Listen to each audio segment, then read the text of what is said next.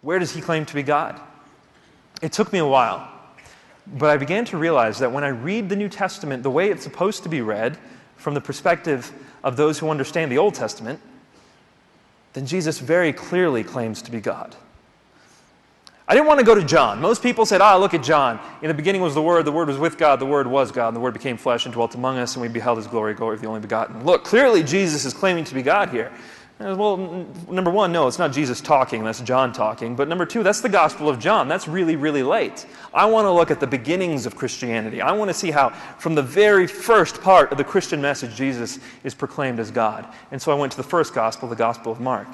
And it was precisely there where I read Mark chapter 14, verse 62, which when I understood what that verse was, it blew my mind. Here Jesus claims to be the Son of Man from Daniel. He claims to be the I Am from Exodus. And he claims to be the one sitting at the right hand of the power from Psalms 110, verse 1. Jesus very clearly claims to be God in Mark chapter 14, verse 62, when you understand its context.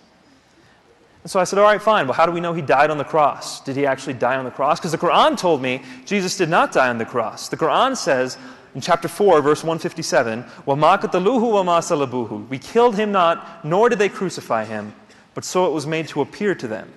So as a Muslim, I believed what the Quran told me. Jesus did not die on the cross. But Christians think Jesus certainly died on the cross. So this was a good litmus test right here. Which one's true? Which one's false?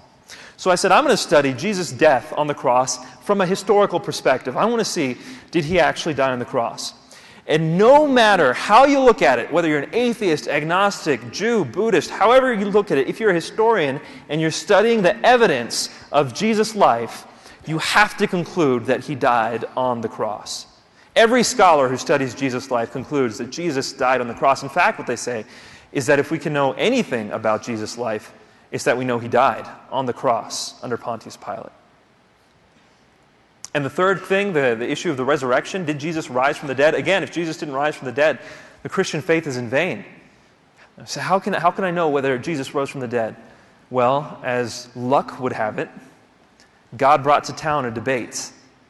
It was a debate on whether Jesus rose from the dead. It was between a Christian named Michael Licona and a Muslim, Shabir Ali, both very respected in their fields. And as I was watching the debate, I was still a Muslim. As I was watching the debate, I concluded that the Christian case was far stronger. And I'm not the only one who concludes that. The argument that he uses, the minimal facts argument, an atheist by the name of Michael Martin, he's a very well-known atheist philosopher, says that the minimal facts defense for the resurrection is the strongest defense for the resurrection that has ever been provided in history.